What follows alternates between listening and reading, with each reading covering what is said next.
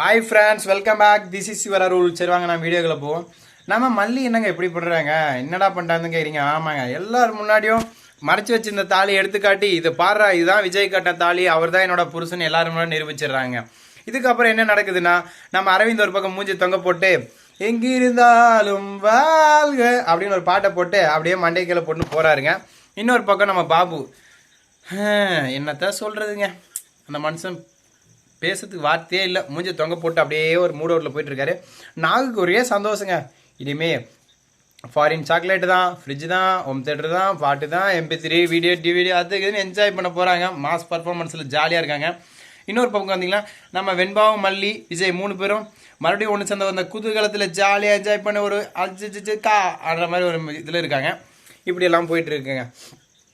நல்லா இருக்கிறதுல கூடி வந்து கும்மி அடிக்கிற மாதிரி நம்மளோட ரஞ்சிதம் அடுத்து என்ன பண்ண போகிறாங்க அப்படின்ற ஒரு விஷயத்தை தான் நம்ம பேச போகிறோம். ஏன்னா மல்லி திரும்ப வீட்டுக்கு வரக்கூடாது. வீட்டுக்கு வந்த மல்லியை ரஞ்சித்தை என்னென்ன கொடுமை பண்ணுவாங்கன்னு உங்களுக்கே தெரியும். எப்படி மல்லியை துரத்தலாம், என்ன எதுனாலும் பிளான் பண்ணிட்டு இருக்காங்க, அவங்க எப்படி சமாளிக்கலாம் அப்படின்ற விஷயத்தை பற்றி நம்ம அடுத்த வீடியோவில் பேசுவோம். இப்போ நம்ம என்ன எதை பற்றி பேச போகிறோம் அப்படின்னு பார்த்தீங்கன்னா, நம்மளோட நிஷா இருக்காங்க பார்த்தீங்களா. நிஷா என்ன பண்ணுறாங்கன்னா, விஜய் ஆள் வச்சு தூக்க பிளான் பண்ணிட்டாங்க.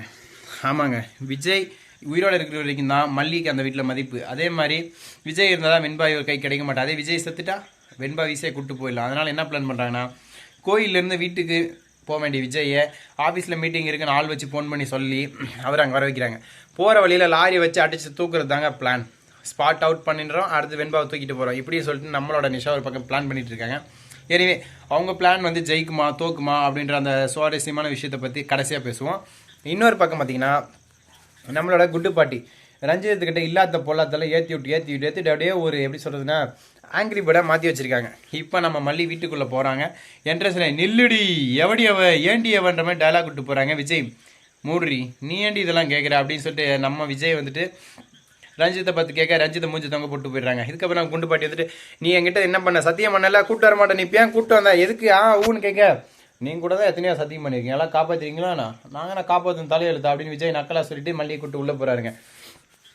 ஸோ உள்ளே போனவங்க அவங்களோட ரூமுக்கு போயிடுறாங்க. இதுக்கப்புறம் என்ன நடக்க போகுது, இனி தான் என்னென்ன ரகல் நடக்க போகுது, பிரச்சனை நடக்க போகிற விஷயத்த பார்ப்போம். இன்னொரு பக்கம் அரவிந்த் அவர் மூட் அவுட்டில் போயிட்டுருக்காரு. 15,000 நகை போயிடுச்சு. ஆமாங்க, அரவிந்த் கேட்கலிங்க, அரவிந்த் அங்கே அம்மா எங்கள் ஊருக்காரங்களும் எதிர்பார்ப்பாங்க, ஒரு 15 அப்படி தள்ளி விட்டுரு அப்படின்னு சொல்லிட்டாங்க. இதுக்கப்புறம் என்ன நடக்க போகுது, 15,000 போச்சு, மல்லியும் போச்சு. இதுக்கப்புறம் அரவிந்த் ஆடி விடுவாரா, இல்லை அந்த ஸ்கூட்டி பொண்ணை கரெக்ட் பண்ணுவாரா, கல்யாணம் பண்ணுவாரா அப்படின்ற சுவாரஸ்யமான விஷயத்தை நெக்ஸ்ட் வீடியோ உங்களுக்கு நான் அப்லோட் பண்ணுறேன். மறக்காம என்னோட சேனலை லைக் அண்ட் ஷேர் சப்போர்ட் பண்ணுங்கள். நீங்கள் பண்ணுற ஒவ்வொரு லைக்கு தான் எனக்கு காசு வரதுக்கான ஒரு முதல் படிக்கட்டாக இருக்கும். ஸோ நண்பர்களே, மறக்காமல் சப்ஸ்கிரைப், லைக் அண்ட் ஷேர் பண்ணுங்கள். Thank you so much. Tata, see you, bye bye.